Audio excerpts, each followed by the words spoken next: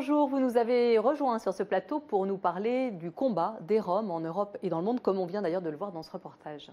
Et oui Valérie, un combat que mène notamment le Congrès mondial Tzigane, qui depuis 1971 a institué la Journée internationale des Roms.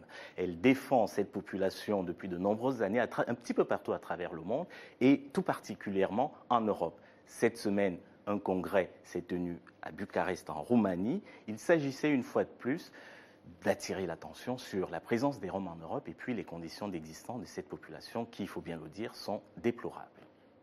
Je voudrais dire aux Roms de se comporter comme des citoyens européens et d'évincer ceux qui défient les lois et causent des problèmes moraux. Le peuple rom veut collaborer avec les institutions européennes. Nous voulons participer au processus d'intégration européen. Oui, alors une partie des populations appelées ici à s'intégrer sont pourtant européennes.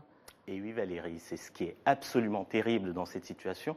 Il faut savoir que les populations qu'on appelle actuellement Roms en Europe sont les descendants des hommes qui ont quitté le nord-ouest de l'Inde à peu près pendant le premier millénaire de notre ère. Ces populations se sont éparpillées sur la planète et aujourd'hui, elles vivent dans 136 pays, un petit peu partout dans le monde. 10 à 12 millions d'entre elles sont installées en Europe, la plupart du temps depuis plusieurs siècles et malheureusement, aujourd'hui encore, elles sont victimes de discrimination au quotidien.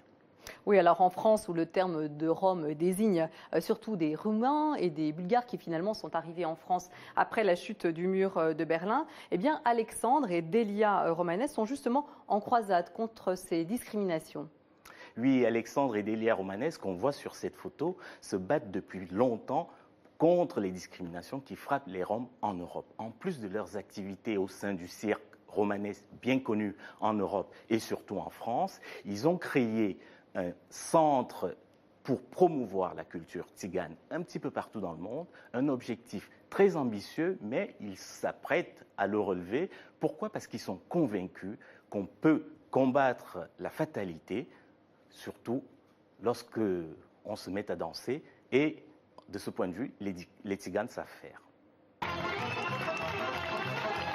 C'est les spectacles qu'on trouve dans les campements tziganes.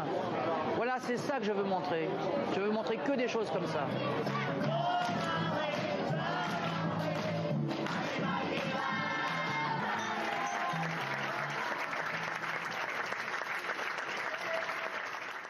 Voilà, une culture magnifique, Christian. Merci beaucoup pour cet éclairage.